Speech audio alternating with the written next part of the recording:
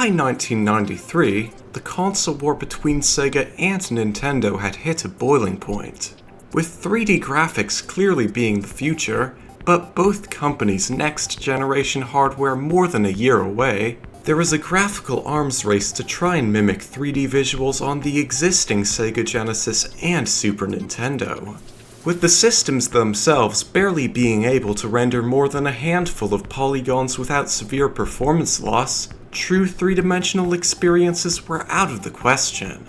As such, developers were left with two options, either using specialized hardware inside the cartridges in order to beef up the system's power, or by utilizing a variety of tricks to provide the illusion of 3D graphics. However, in the end it was Nintendo who got the jump on Sega, with Donkey Kong Country capturing the public's imagination when it was released at the end of 1994, catapulting the company ahead of Sega once and for all. While Donkey Kong Country was still a traditional 2D platformer, the graphics were what really set it apart. While the Super Nintendo lacked the power to display a detailed 3D model, it was more than capable of showing a pre-rendered sprite made from a picture of that same 3D model. While it wasn't the first game to use this method in some way, developers Rare applied it to the entire game, resulting in rich, detailed visuals that blew all of its contemporaries out of the water. However, Sega didn't take this lying down. Although the launch of the Saturn was just on the horizon, the company's North American branch still wanted to provide support for the Genesis due to the system's success in that region.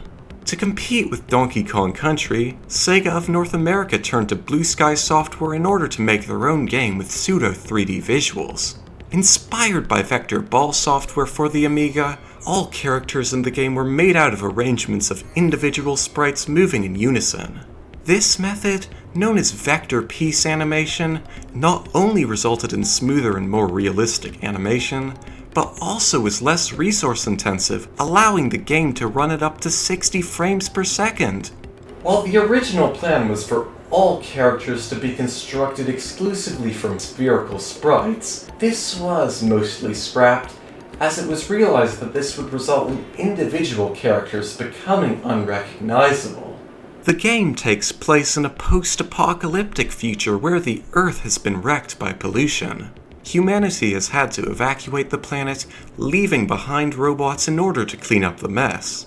However, an accident where a robot was fused with a nuclear bomb has resulted in the creation of the tyrannical warhead, who turns the planet hostile in order to kill off humanity as they return.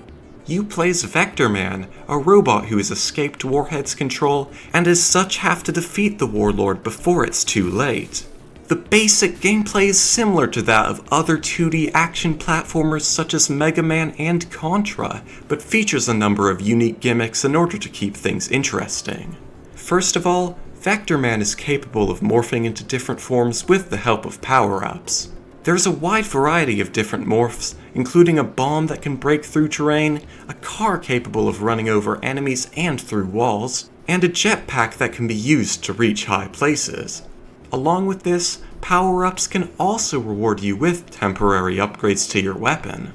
There are 3 of these power-ups in total, being a gun that fires in a spread pattern, one that shoots bola-like projectiles, and a machine gun. While the first 2 of these are extremely useful to have on hand, the same cannot be said for the machine gun. Unlike any other weapon in the game, your projectiles trend downwards after being shot, making it difficult to hit enemies from across the screen. Upon booting, you're presented with the option to either begin playing or enter an options menu allowing you to change the difficulty. It's at this point that I'm going to come clean here. I completed it on the easiest setting.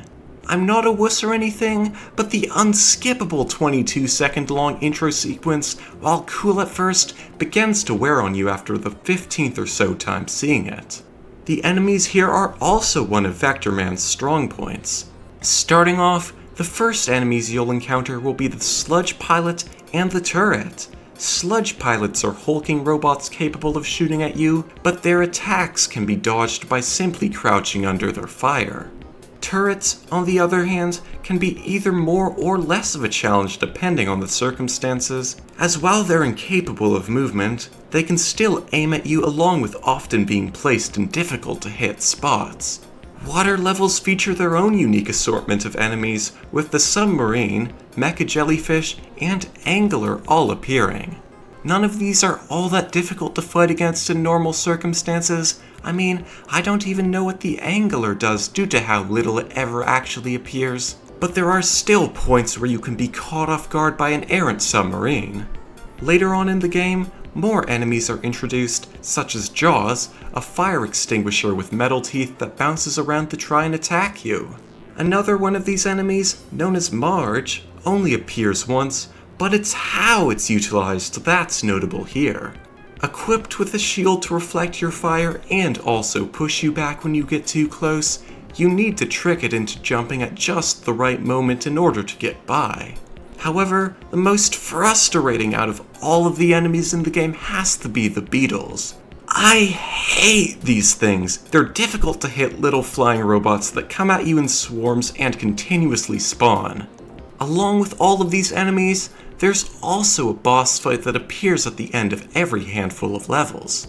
While they're all pretty straightforward to fight against, as in most of these fights you simply have to move with the boss in order to dodge its attacks, they do make me wish I owned a turbo controller. On the topic of making me yearn for a turbo controller, 4 unique boss levels also appear throughout the game. While these are all no doubt stunning to behold, featuring unique gameplay combined with some of the best graphics on the entire system, they're by no means perfect. The big issue I have here is how the difficulty in these stages seemingly revolves entirely around how fast you can tap the fire buttons on your controller. In fact, if I have one complaint that's prevalent across this entire game, it's how so much of the difficulty here hinges around the possession of a turbo controller. The final level sees you take on Warhead, dodging flying debris in the eye of a tornado. While it's a great thematic climax, the gameplay is much more disappointing, as at this point you can basically just sit in one place and shoot him until he dies. Really? It's these boss fights that sum up my experience with the entire game. While it's visually impressive, and the gameplay is fun and engaging, it's somewhat tempered by the lack of difficulty. Hang on, I set this to the lowest difficulty, didn't I? In hindsight, that might have been a mistake.